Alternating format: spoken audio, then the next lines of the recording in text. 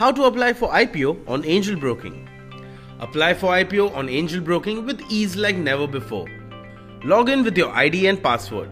Select More and click on IPO option. Choose an IPO issue and apply. A dialog box pops up where you can choose number of lots. You can either increase or decrease the bids here or change your order type.